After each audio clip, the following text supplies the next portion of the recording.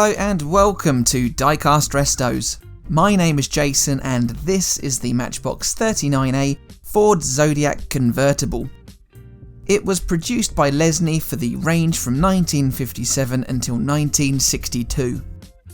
Originally, this would have been painted a shade of peach if all of the paint had not been scratched away and replaced with hobby paint. Clearly, the painter had never happened upon the phrase red and green should never be seen without a colour in between. The base is a light sea green shade, but colours could vary, as was so often the case on early Lesney models. Brown bases were issued on the very earliest castings. Here's how the model should look, with the early window surround with a quarter light opening.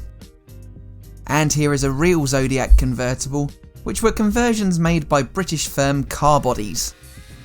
I recently restored a 33A Zodiac, where I went into some detail about the history of the Ford Zephyr and Zodiac, but I omitted any information about the convertible conversion. The 39A model is very much based on the 33A Zodiac, essentially having had the roof removed and a window surround attached. The real convertibles were all two-door, with the back doors of the four-door saloon removed in the process. However, Lesney overlooked this, so if you look on either side of the body casting, you'll see the rear doors and rear door handles intact. Both 33A and 39A are based on the Mark II Zephyr Zodiac 206E, built by Ford of Britain from 1956 until 1962. The conversion to convertible by Carbodies included a power-operated hood. The removal of the roof, however, significantly weakened the structural integrity of the vehicle, and as such, very few exist today. Though as this was essentially an aftermarket coach-built option, records of the number of conversions are unavailable. For now though, I spend a fair amount of time hammering flat that seriously crooked base. As the base was also taken from the 33A with some seating cast in and a hole created for a driver, the tow hook casting remained. I shall be restoring this faithfully with a replica part due to be fitted, even if it doesn't necessarily suit it. Original peach and brown castings came with grey metal wheels crimped on the axles, hand applied silver trim, and an always tan brown painted driver. Models were also enhanced with red trim to the tail lights. The base colour changed to shades of green early on, with rounded axles following, before wheels were altered to grey plastic later on. This one had plastic wheels that I am soon to dunk in Dettol to remove the paint. A rare run of models saw silver plastic wheels fitted. As I mentioned earlier, casting variations included gaps in the windscreen surround for the quarter lights. These models are rarer and much more valuable than those with cast-in surrounds. So while I finish removing the paint from the wheels, I prepare to paint strip what's left on the casting.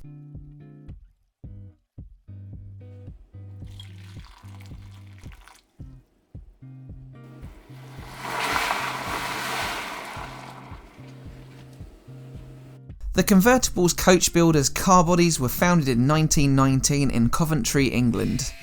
They built standardised design coachwork for car companies that didn't have their own coach building facilities. In the 1920s, customers included Alvis and MG, while Rover and the Roots Group became customers in the 1930s. During the war years, the company made military equipment, but in 1948 returned to make the bodies for the new Austin FX3 taxi. Meanwhile, they continued to construct convertible versions of saloon cars such as the Zodiac. Carbodies also coach-built the FX4 taxi, which in 1971 they would purchase the entire production line from British Leyland to become the complete manufacturer, just not in name. Contract work on private cars and commercial vehicles fell away in the 1970s, and so taxis became the company's sole interest. In 1992, Carbodies rebranded as London Taxis International, and a successor to the FX4, the LT1 TX1 launched in 1997. This is the reproduction window surround that I'll polish first, then fit shortly. In 2010, it was again rebranded, this time as the London Taxi Company, a joint venture with Chinese car manufacturer Geely. However, in 2012, sales were suspended when it was found that Geely supplier Gangyang had been producing faulty steering components. The London Taxi Company went into voluntary administration as Geely bought up the company's assets. In 2017, Geely rebranded their now wholly owned company as the London Electric Vehicle Company and launched the TX model the same year, a new plug-in hybrid taxicab. So you've seen me preparing the window surround and gluing it in place with some clear epoxy resin. I use some model filler around the points of contact where the surround attaches to the body. There's such little space to attach it to, I'm just concerned that the piece is quite fragile. So I have to tentatively file and sand away the filler and resin residue. I use progressively finer grit sandpaper until I'm happy enough to begin priming. This will show up any patches that require improvement. So far though, the model is coming together and certainly has the silhouette of the complete casting. My rescue driver is also primed, ready for his tan coat later on. While the primer sets, I fill around the tow hook. And here's the tan coat for our driver. Sure enough, there are some rough patches visible under the dried primer. These I shall file back and smooth off once more. From this angle, that set of cast rear doors are very clear. I finish off my smoothing with some mesh abrasive, and while I'm at it, I do the same with the tow hook. The base and seating can now be primed using Tamiya Fine Surface Primer as well.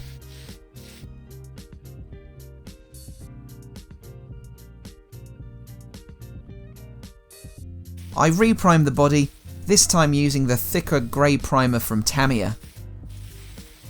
Next, I coat the base in colour, the polycarbonate PS54 Cobalt Green that will have a coat of clear to improve the finish later on. The body receives one of the best named colours, Flat Flesh. It sits somewhere in the middle on the scale of colours the casting originally came in. It certainly dries darker than it looks at the moment. So it's all starting to come together now as I refit the wheels to the base and refit the driver to his seat. The piece simply slots into the hole created in the seat casting and is a very good fit, especially seeing as I had to use pliers to remove him in the first place. The final addition to the base is some chrome paint for those axle ends. The body also receives some chrome, similar to the 33A Saloon Zodiac. The 39A gets trim applied to the headlights, grille, front bumper and the rear bumper.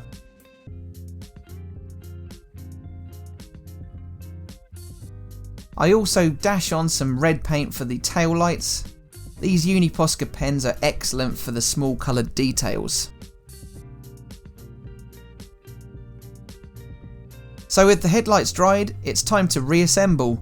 Not that there is a great deal to do, other than slot the tongue in at the front and clip down the base over the rear rivet post and secure with a screw. Well, here is the monstrosity I reluctantly started off with. Missing its windscreen surround, the casting had been smothered in red and green hobby paint over the wheels, body and driver. The base was bent horribly out of shape and the wheels and axles had rusted up. The tow hook was missing as well. This Zodiac casting had a lot wrong with it and it needed a serious makeover. So after some TLC, here is how it looks now. My reproduction window repair has restored some familiarity back to this casting. It is not the perfect repair, but it is at least representative of how the casting should look. The paint is a good match to the peachy brown shades that came out of the factory, likewise the sea green and the tan for the interior, base and driver. The detailing has brought some much needed colour to the rear with those red tail lights and chrome bumper. The axle ends were also chromed, as were the headlights, grille and front bumper. I for one am pretty pleased with how this transformation has turned out. If you enjoyed the restoration, please hit that like button and subscribe. Thank you to my existing subscribers and to my Patreon supporters with your contributions. Take a look at my Patreon for a preview of next week's build, but for now it just leaves me to say thanks for watching and I'll see you again for the next one. Bye for now.